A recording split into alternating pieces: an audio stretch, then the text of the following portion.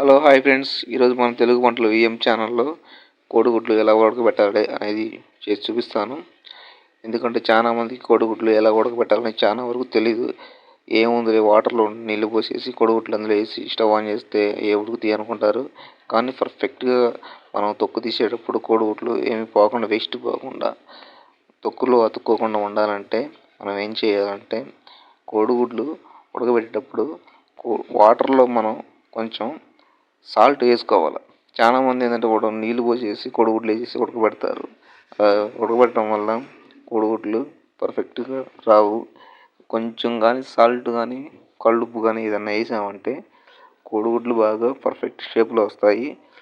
కానీ మనం టైం కూడా కొంచెం చూసుకోవాలి. ఎందుకంటే కోడిగుడ్లు ఉడకబెట్టే టైం కొంతమంది ఒక అరగంట అట్లా పెడతారు. అంతసేపు కూడా అవసరం లేదు. ఎందుకంటే కోడిగుడ్లు ఒక 15-16 నిమిషాల్లో ఉడికిపోతే మంట హైలో పెట్టుకోవాలి, సిమ్లో పెట్టకూడదు. అప్పుడే కోడిగుడ్లు పర్ఫెక్ట్గా నీట్గా వస్తాయి. కొంతమంది ఏంటంటే లైట్గా పసుపు కూడా వేస్తారు. అలా పసుపు వేయటం వల్ల కొంచెం గుడ్డు కలర్ మారుతూ ఉంటాయి. ఇవి కూడా కాకుండా కొంతమంది అన్నం చేసేటప్పుడు వాటర్లో కూడా కోడిగుడ్లు వేసేస్తారు, ఎసురులో. అలా కూడా కోడిగుడ్లు ఉడుకుతాయి. మనం ఈరోజు వీడియోలో ఏంటంటే వాటర్లో వరకే చూపిస్తున్నాం.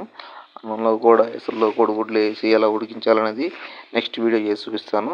చూడండి ఫైనల్ రిజల్ట్ పర్ఫెక్ట్గా ఎలా వచ్చాయో. మీరు కూడా ఈ ఛానల్ నచ్చినట్టయితే ఛానల్ సబ్స్క్రైబ్ చేసుకోండి. నచ్చితే ఒక వీడియోకి లైక్ చేయండి. మీకు నెక్స్ట్ ఏ వీడియో చేయాలనేది కామెంట్ చేయండి ఫ్రెండ్స్.